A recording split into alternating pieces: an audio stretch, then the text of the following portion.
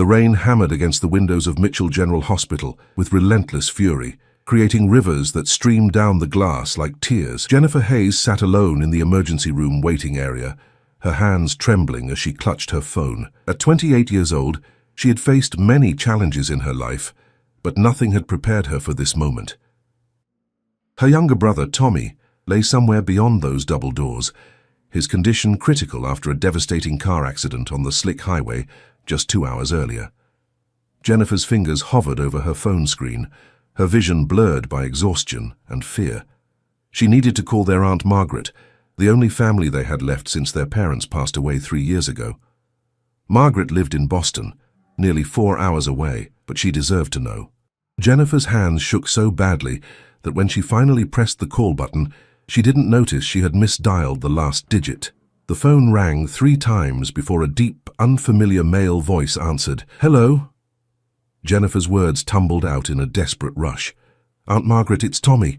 There's been an accident. He's in surgery now, and they said it doesn't look good. Please, I need you here. I can't lose him too. I can't be alone." There was a pause on the other end, followed by a gentle clearing of throat. "I'm not Margaret, but please don't hang up. Tell me where you are."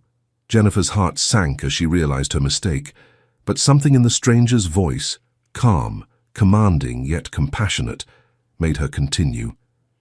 "Mitchell General. I'm sorry, I dialed wrong. I should stay right there," the voice interrupted firmly. "What's your name?" "Jennifer. Jennifer Hayes." "Jennifer, my name is Daniel Montgomery. I want you to take a deep breath. Can you do that for me?" His tone carried an authority that somehow made her feel less alone. "Now tell me about Tommy."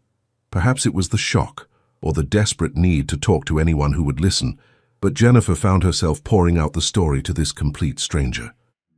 She told him about Tommy, a bright 23-year-old mechanical engineering student at the State University, about how he'd been driving home from his night class when a truck ran a red light. She spoke about their parents' death in a house fire, how she'd raised Tommy while working 2 jobs to put him through school, how he was all she had left in this world. Daniel listened without interruption, and when she finished, his voice was thick with emotion. "You're not alone, Jennifer. I'm going to make some calls, just hold on." Before she could respond, the line went dead. Jennifer stared at her phone, wondering if she'd imagined the entire conversation. The exhaustion must be playing tricks on her mind. She finally dialed the correct number for her aunt, who promised to leave immediately despite the late hour and terrible weather. 20 minutes later, a nurse approached Jennifer with a kind but tired smile. "Miss Hayes, your brother is out of surgery. Dr. Patterson wants to speak with you." Jennifer's legs felt like water as she stood.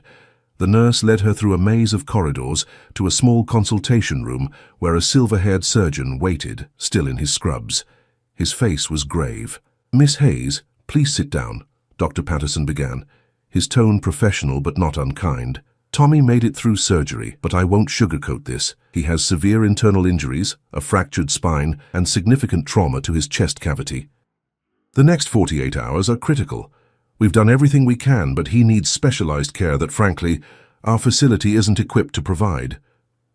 Jennifer's world tilted. "What are you saying?" "There's a surgical team in Philadelphia, one of the best trauma units in the country. They have technology and expertise that could make the difference, but the transfer alone would cost upwards of $200,000, not including the specialized treatment he'd need. Without insurance that covers this level of care," Dr. Patterson's voice trailed off, the implication clear. Jennifer's mind reeled. She had $15,000 in savings, money she'd been carefully setting aside for Tommy's final year of tuition. It wasn't even close to enough.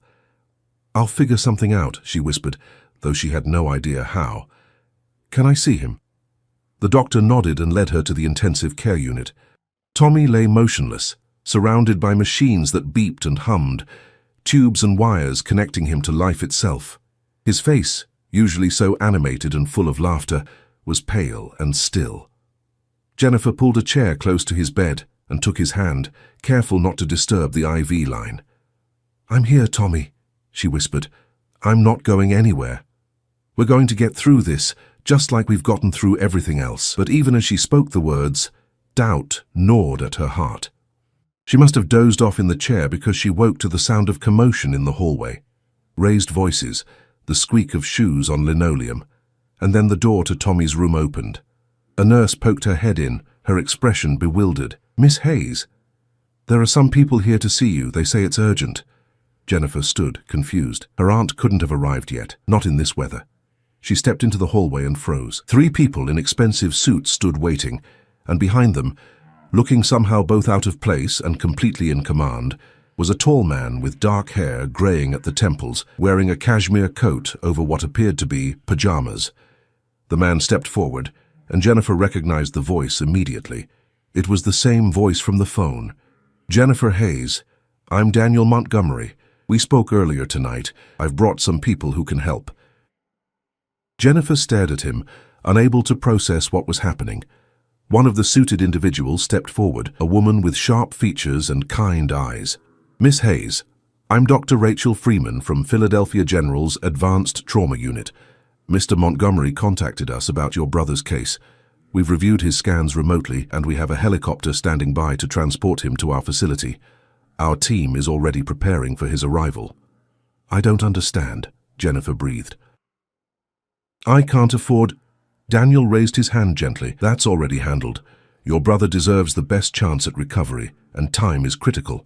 Dr. Freeman and her team are the best in the country at cases like this." Jennifer's knees buckled, and Daniel moved quickly to steady her, guiding her to a nearby chair. "Why?" she managed to ask, tears streaming down her face. "You don't even know us." "Why would you do this?" Daniel crouched down to meet her eyes, and she saw a deep sadness there mixed with determination. "Because 15 years ago, I got a call in the middle of the night about my younger sister. She'd been in an accident, and I was 3,000 miles away on a business trip. By the time I got home, she was gone. I swore that if I ever had the chance to help someone in a similar situation, I would." "You dialed the wrong number, Jennifer, but maybe it was exactly the right one." What Jennifer didn't know, what she couldn't possibly know in that moment, was that Daniel Montgomery wasn't just a kind stranger. He was the CEO of Montgomery Industries, one of the largest medical equipment manufacturers in the country, and his personal foundation had been quietly funding trauma research and patient care for over a decade. But more than that, he was a man still carrying the weight of a loss he couldn't prevent, looking for redemption in helping others. As the medical team prepared Tommy for transport, Jennifer watched in stunned disbelief. Her Aunt Margaret arrived just as the helicopter was landing on the hospital's roof, and Jennifer found herself swept into a whirlwind of activity. But through it all, Daniel Montgomery remained steady presence, ensuring every detail was handled, every question answered. Just before dawn, as Jennifer prepared to follow the helicopter in a car Daniel had arranged, Dr. Patterson pulled her aside one final time. His expression was troubled. "Miss Hayes, there's something you should know. When we were preparing the transfer paperwork, we discovered something unusual in your brother's initial blood work, something that changes everything about this case." Jennifer's breath caught in her throat as Dr. Patterson's words hung in the air. The fluorescent lights of the hospital corridor seemed to brighten, making her squint against their harsh glare. "What do you mean? What did you find?" Dr. Patterson glanced at Daniel Montgomery, who stood a few feet away coordinating with his team, then back to Jennifer. "Your brother has an extremely rare blood type, what we call renal, sometimes called golden blood. There are fewer than 50 people in the world known to have it. The issue is that if he needs a transfusion during the advanced procedures in Philadelphia, finding compatible blood will be nearly impossible." Jennifer felt the ground shift beneath her feet again, just when she thought things couldn't get more complicated. "But I'm his sister, can't I donate? We'll test you immediately, of course, but renal is so rare that even siblings don't always match. The odds are—" Dr. Patterson hesitated. "The odds aren't in our favor." Daniel had moved closer during the conversation, and now he spoke up. "What are the options if she's not a match?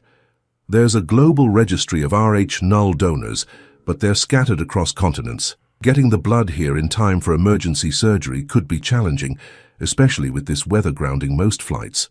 Dr. Patterson rubbed his tired eyes. "I've already put in a call to the registry, but I wanted Miss Hayes to understand the full scope of what we're dealing with." Jennifer's mind raced back through years of memories. Tommy's childhood scraped knees that seemed to bleed more than normal, the time he'd needed stitches after a bicycle accident, and the doctors had seemed unusually concerned.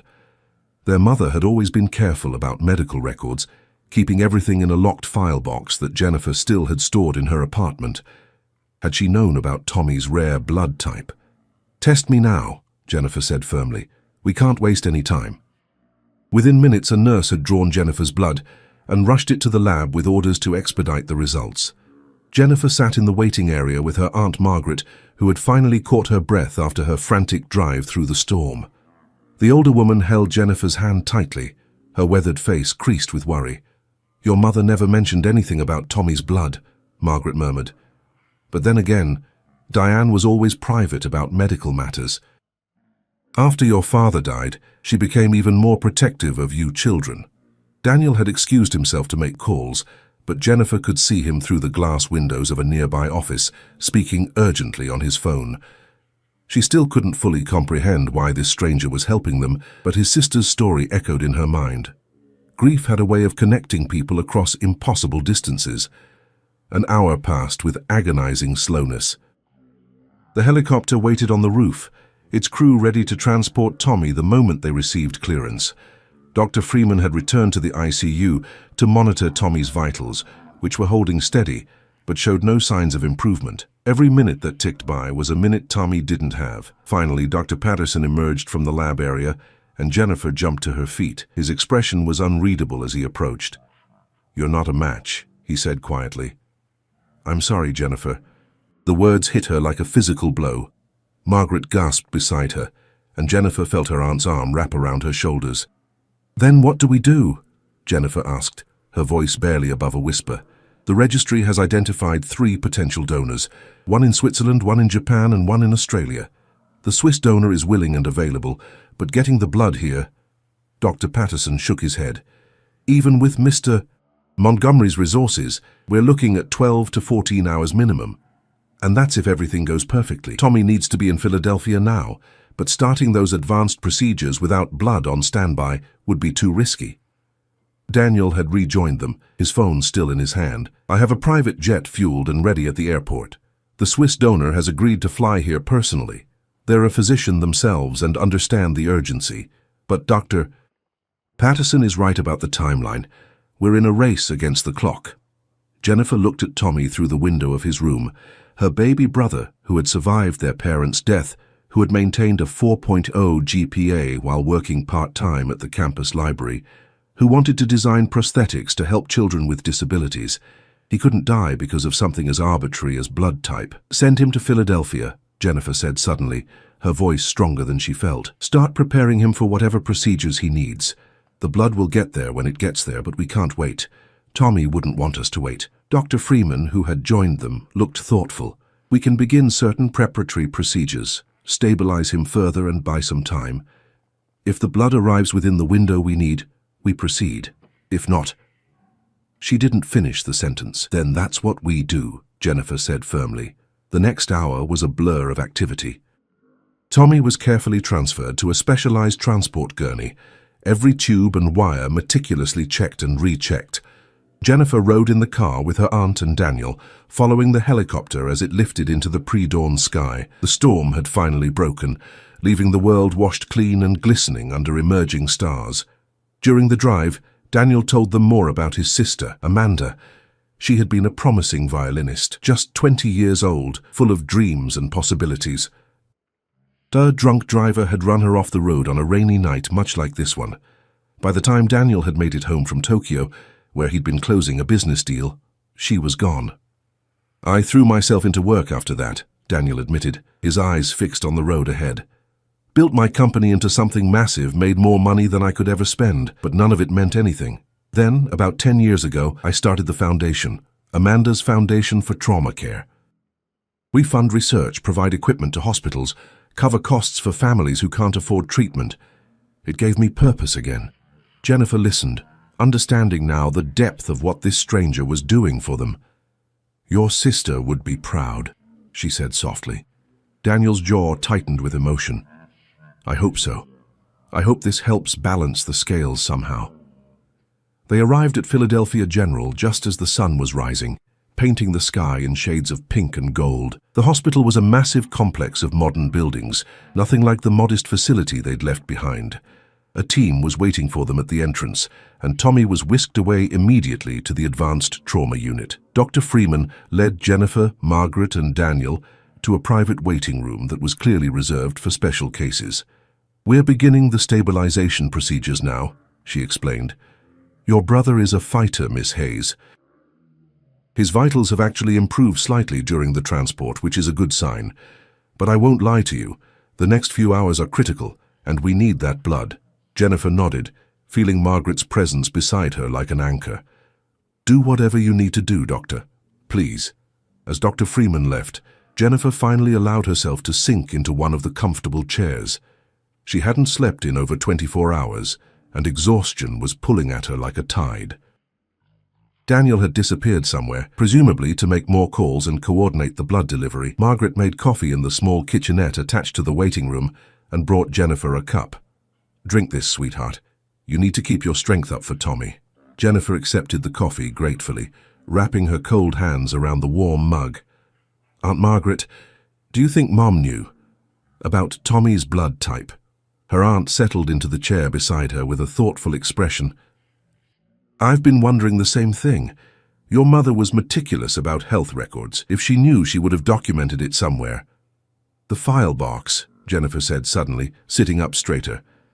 "Mom's medical file box. I have it at my apartment. I never went through it all. It seemed too painful after she died, but maybe there's information there that could help," Margaret finished. "I could drive back and get it. It's only 4 hours." Before Jennifer could respond, Daniel returned to the waiting room. His expression was tense, and he held his phone like it was a lifeline. "The Swiss donor's flight has been delayed. Mechanical issue. They're working on it, but we've lost 2 hours from our timeline." Jennifer's heart plummeted. 2 hours might as well be an eternity. She looked at Daniel, this man who had done so much already, and saw the same helplessness reflected in his eyes that she felt in her soul. Then Dr.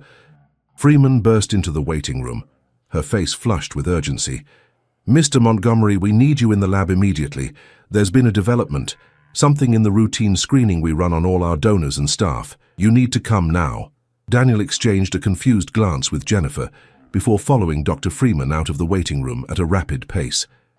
Jennifer's instincts screamed at her to follow, and she jumped to her feet, Margaret close behind. They caught up to Daniel and Dr. Freeman just outside the laboratory entrance. "What's going on?"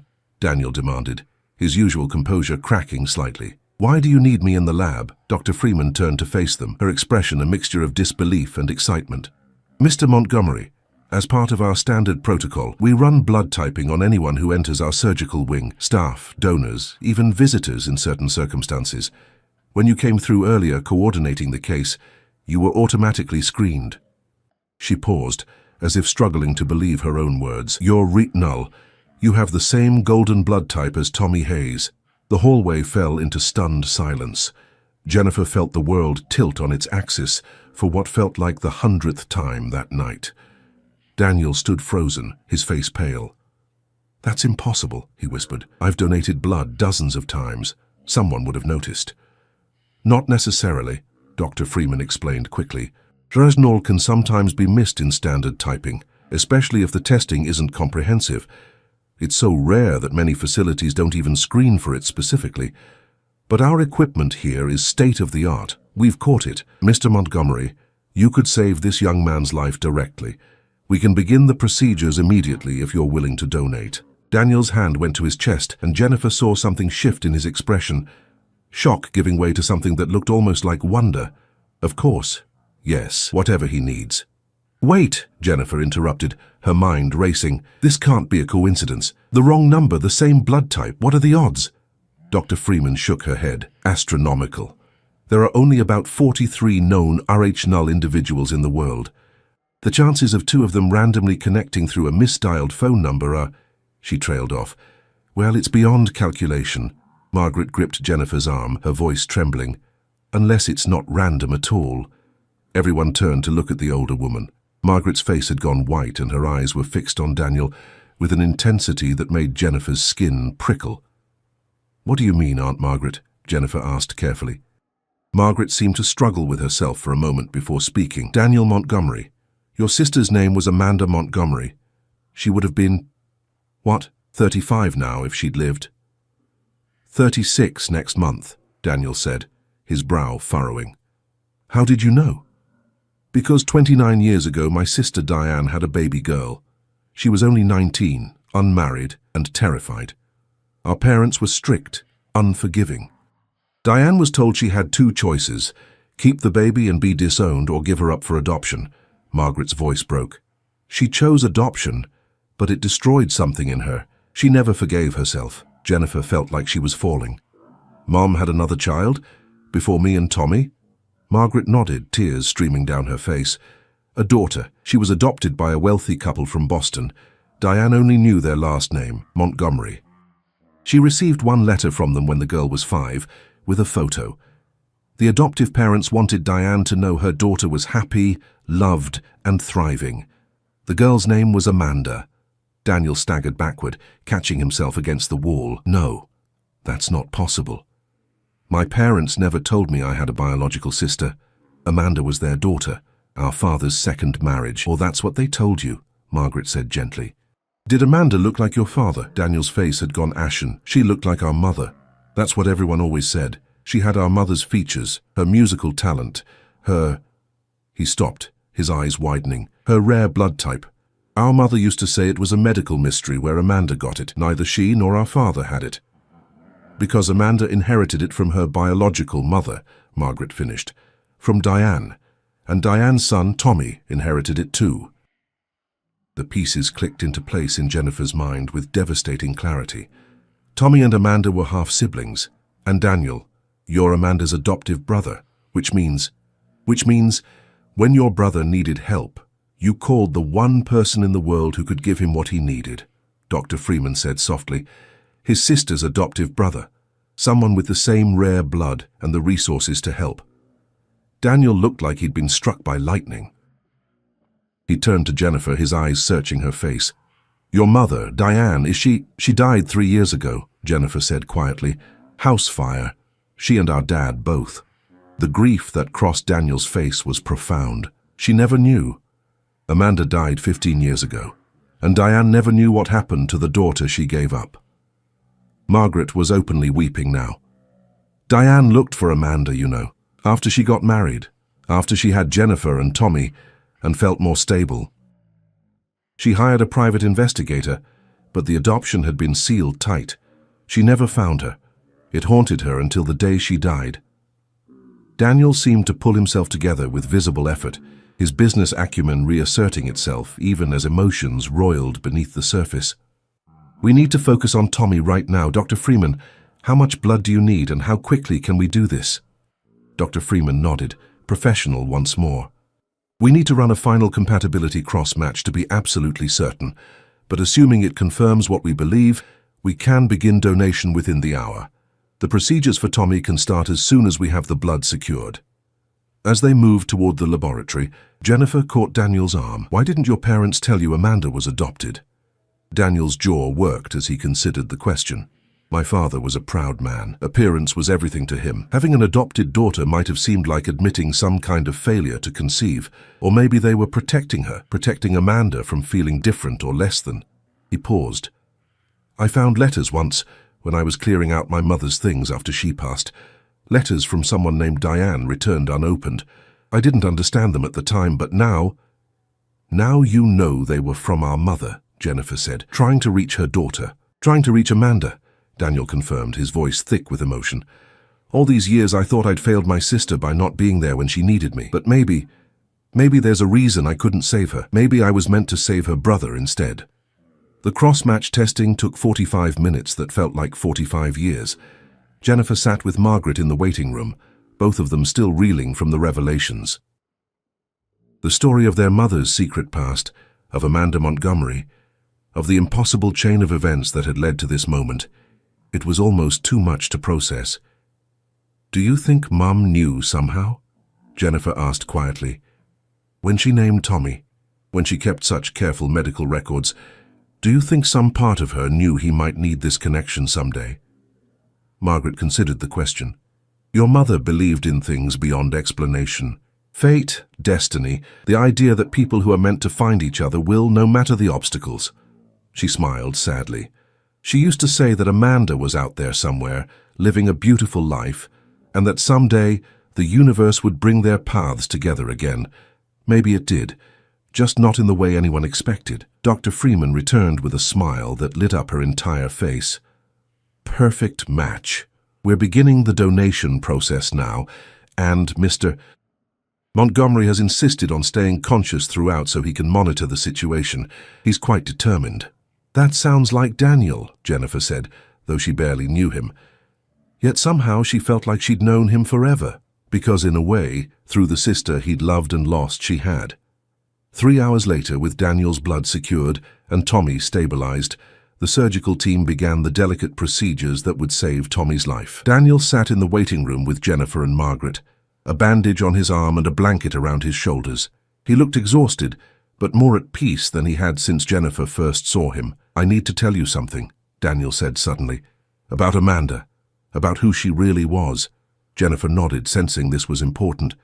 Amanda was brilliant, kind and fiercely independent. She played violin like an angel, but she also volunteered at children's hospitals, teaching music to sick kids. She believed music could heal.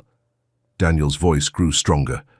The night she died, she was coming home from one of those sessions. A little girl with leukemia had just learned her favorite song, and Amanda was so happy. She called me from the car, laughing, making me promise to attend the girl's recital the next week. "She sounds wonderful," Jennifer whispered. She was. And I think she would have loved knowing she had a brother, that somewhere out there Tommy existed. Daniel looked directly at Jennifer.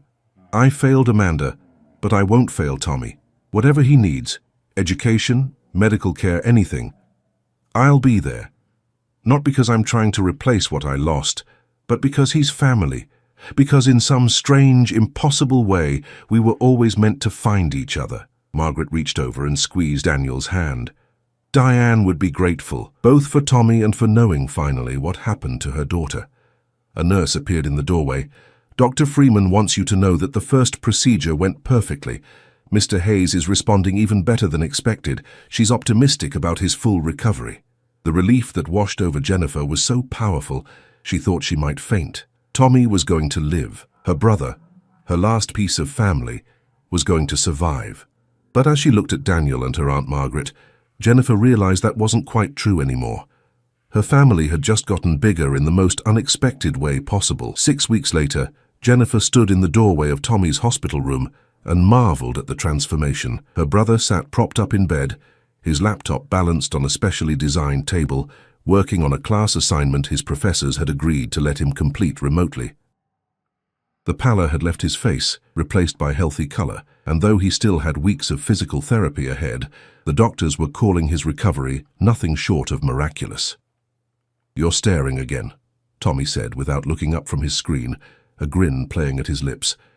"It's creepy, Jen." Jennifer laughed and entered the room, settling into the chair that had become her second home. "I'm allowed to stare. I almost lost you." Tommy finally looked up, his expression softening. "But you didn't. Thanks to a wrong number and the most insane coincidence in human history." He shook his head in wonder. "I still can't believe it all, that I have a half-sister I never knew about, that she was adopted by the Montgomery family, that her brother happened to answer your call." "Daniel doesn't think it was coincidence," Jennifer said quietly. "He thinks Amanda had something to do with it, that somehow she made sure you'd be okay." Tommy was quiet for a moment. "What do you think?" Jennifer considered the question carefully. In the weeks since that terrifying night, she'd had plenty of time to reflect on the impossibility of it all. The odds of misdialing and reaching someone with the same rare blood type, someone with the resources and motivation to help, someone who turned out to be connected to them through a sister neither of them had known existed. It defied rational explanation. "I think," she said slowly, "that sometimes things happen that we can't explain, and maybe that's okay. Maybe we don't need to understand everything to accept that we were incredibly lucky." The door opened, and Daniel entered carrying a bag from Tommy's favorite burger place. Over the past weeks, he had become a constant presence, visiting almost daily, bringing food, books, and stories about Amanda that helped fill in the pieces of a sister Tommy had never known he had. "Contraband delivery," Daniel announced with a smile. "Don't tell Dr. Freeman I'm undermining her nutritional guidelines." Tommy's eyes lit up. "You're my hero. If I have to eat one more serving of hospital jello, I'm going to lose my mind. As Tommy dove into his burger, Daniel pulled Jennifer aside. Can we talk for a minute? There's something I want to discuss with you. They stepped into the hallway, and Jennifer was struck again by how much Daniel had changed since that first night. The grief that had shadowed his eyes had softened into something else.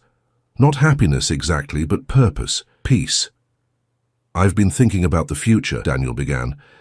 About what happens when Tommy's released from here. About his education, his career plans. Jennifer tensed slightly. Daniel had already paid for all of Tommy's medical care, a debt she could never repay. She hoped he wasn't about to offer more charity. Her pride could only take so much. Daniel seemed to sense her discomfort and smiled. Relax. This is actually a selfish proposal. Montgomery Industries has a research and development division that works on medical prosthetics and assistive devices. I know Tommy's interested in that field. He told me about his senior project designing a more affordable prosthetic hand for children. He's passionate about it, Jennifer confirmed. He wants to make devices that kids can actually afford, not just the wealthy. Exactly. And that aligns perfectly with Amanda's Foundation's mission. Daniel pulled out his phone and showed Jennifer a series of architectural renderings. We're breaking ground on a new research facility in 3 months. It's going to be called the Amanda Montgomery Center for Accessible Medical Technology. The goal is to develop cutting-edge prosthetics and assistive devices that can be manufactured at a fraction of current costs. Jennifer studied the images, impressed by the scope of the project. It's beautiful. Amanda would have loved this. I hope so, but here's the thing. I want Tommy to be part of it, not as charity, but because he's brilliant, and his ideas are exactly what we need. Daniel met her eyes. I'm offering him an internship this summer, and if he's interested, a full-time position after graduation. We'll work around his physical therapy schedule, provide whatever accommodations he needs. I've already spoken to the dean at his university about integrating this with his final year curriculum. Jennifer felt tears prick her eyes. Daniel, you've already done so much. I'm not doing this for gratitude, Jennifer. I'm doing it because it's the right thing.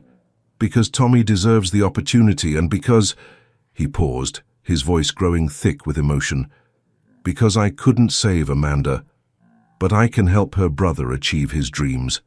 That means something to me. It means everything. Jennifer pulled Daniel into a hug, no longer caring about maintaining professional distance with this man who had become so much more than a stranger. Thank you, she whispered, for all of it. When they returned to Tommy's room, Margaret was there, having arrived with fresh flowers and a tin of homemade cookies. The older woman had bloomed in recent weeks. The burden of decades-old secrets finally lifted. She'd brought photo albums from Jennifer's mother's belongings, images of Diane as a young woman, holding a baby girl with dark hair and bright eyes, Amanda, their sister. I have news, Margaret announced, her eyes twinkling. I've been in contact with the parents of that little girl Amanda was tutoring, the one with leukemia. Her name is Sophie, and she's in remission now. When I told her mother about the connection between Amanda and Tommy, about everything that happened, she asked if she could visit. Tommy looked up from his burger, curious. Really? Why? Because Sophie wants to play for you. She's been practicing the song Amanda taught her, Pachelbel's Canon in D. She wants to honor Amanda's memory by sharing her music with Amanda's brother. Jennifer watched Tommy's face transform, emotions flickering across it, wonder, sadness, joy. I'd like that, he said softly. I'd really like that. 3 days later, they gathered in a small courtyard garden attached to the hospital. Tommy was in a wheelchair, still not strong enough for extended walking, but the fresh air and sunshine did him good. Sophie arrived with her parents, a tiny 9-year-old with big eyes and a violin case almost as large as she was. She played beautifully, the notes floating through the garden like a prayer. Jennifer stood beside Daniel, and she felt him reach for her hand. She took it without hesitation, understanding that this moment was about more than just music. It was about connection, about the threads that bound them all together across time and loss. When Sophie finished, there wasn't a dry eye in the garden. The little girl walked over to Tommy and carefully placed the sheet music in his lap. Miss Amanda wrote notes on this, Sophie said shyly. See, she wrote, remember, music is love made audible. I want you to have it because she was your sister and she would want you to have something of hers. Tommy's hands trembled as he held the worn paper, seeing Amanda's handwriting for the first time. Thank you, Sophie. This means more than you know. As Sophie and her parents left, Jennifer noticed Daniel had walked to the far edge of the garden, his shoulders shaking. She approached quietly and found him crying, silent tears streaming down his face. She's still here, he said when Jennifer touched his arm. Amanda, in Sophie's music, in Tommy's determination, in the impossible chain of events that saved his life. She's still here, still making a difference. She is, Jennifer agreed, and she always will be. The months that followed brought continued healing, both physical and emotional. Tommy's recovery progressed steadily, and by fall he was back at university, splitting his time between classes and his internship at the Amanda Montgomery Center. His designs for affordable prosthetics were already generating interest from medical journals and humanitarian organizations. Jennifer had made changes in her own life too. With Tommy's medical bills covered and his future secure, she'd finally allowed herself to pursue her own dreams.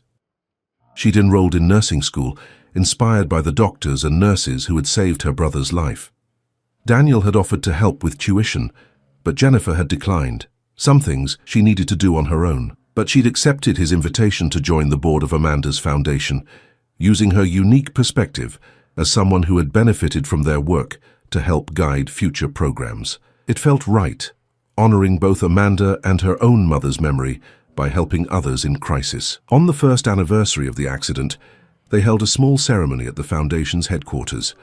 A portrait of Amanda Montgomery was unveiled in the main lobby, her violin tucked under her chin, her eyes bright with joy. Beneath it, a plaque read, Amanda Montgomery, sister, musician, healer. Her music continues in the lives she touches. Tommy stood before the portrait in his suit, stronger now. Though he still walked with a slight limp the doctor said would fade with time. I wish I could have known her, he said quietly. Daniel stood beside him, and Jennifer saw the resemblance, not in features, but in stance, in the way they both carried themselves with quiet determination. You do know her, Daniel said. Every time you design something that will help a child walk or grasp or live more fully, that's Amanda. That's her legacy, continuing through you. Later that evening, Jennifer found herself alone with Daniel in his office, looking out over the city lights. Their relationship had evolved over the months into something she couldn't quite define. Not romantic, not exactly familial, but deep and important nonetheless. I've been thinking about wrong numbers, Daniel said suddenly, a slight smile on his face. How one misdialed digit changed everything, for both of us. Jennifer smiled. It wasn't the wrong number though, was it? It was exactly the right one. We just didn't know it at the time. No, Daniel agreed, we didn't. But someone did. Somewhere, somehow, Amanda knew her brother needed help, and she made sure the call got through. Jennifer leaned against the window, thinking about her mother, about the daughter she'd given up and never stopped loving, about Amanda, who had lived a life of music and service, about Tommy, who had been given a second chance, about Daniel, who had finally found a way to transform his grief into something beautiful. Do you believe in miracles? She asked. Daniel was quiet for a long moment. I believe in love. I believe it transcends death and distance and all the logical boundaries we put on the world. I believe Amanda loved her brother, both her brothers, even though she never knew Tommy existed. And I believe that love found a way. Jennifer's phone buzzed with a text from Tommy. Physical therapy kicked my butt today, but I finally walked a full mile. Amanda would be proud, right? She showed the message to Daniel, who laughed through sudden tears. She would be beyond proud. Of both of you. As Jennifer prepared to leave, Daniel called her back. Jennifer, I know I've said this before, but thank you for that wrong number, for trusting a stranger, for letting me be part of this family. Jennifer crossed back to him and took his hands. You're not part of this family, Daniel. You are this family. You always were. We just had to find each other. Outside, the city sparkled with a million lights, each one a story, a life, a connection. And somewhere in that vast tapestry of human existence, Jennifer liked to imagine Amanda Montgomery playing her violin, the notes weaving through the cosmos, binding together the people she loved across impossible distances. A wrong number had become the right connection. A tragedy had transformed into hope, and a family that had been broken and scattered had found itself whole again in the most unexpected way. Tommy's recovery continued to exceed all expectations. 6 months later, he walked across the stage at graduation without assistance, accepting his degree in mechanical engineering to thunderous applause. Jennifer and Daniel sat together in the audience, Margaret between them, all three of them crying proud tears. That evening, as they celebrated at Tommy's favorite restaurant, he raised his glass in a toast. "To Amanda," he said simply, "the sister I never met, but who saved my life, and to wrong numbers that turn out to be exactly right." "To Amanda," they echoed, glasses clinking. Jennifer looked around the table at the faces of her family, blood and chosen, lost and found. Her mother had spent years searching for the daughter she'd given up, never knowing that daughter would one day save her son's life from beyond the grave. The circle had closed in a way Diane never could have imagined, but Jennifer believed somehow, somewhere, her mother knew, and she was at peace. As they left the restaurant that night, Jennifer's phone rang. She glanced at the screen, unknown number. For a moment her heart stopped, remembering another unknown number on another desperate night. She answered. "Hello?" A young woman's voice came through, trembling and scared. "I'm sorry, I think I have the wrong number. I was trying to call my sister, but my mum is in the hospital, and I don't know what to do, and—" Jennifer met Daniel's eyes across the parking lot. He nodded, understanding immediately. "You didn't reach your sister," Jennifer said gently, "but you reached someone who wants to help. Tell me where you are." Because that's what Amanda had taught them all, that love finds a way, that help comes from unexpected places, and that sometimes the wrong number is exactly the call you needed to make. The story that had begun with a misdial in the middle of a storm had become something bigger than any of them. It had become a legacy of hope, of second chances, a family forged not just by blood but by the impossible grace of connection, and it was far from over.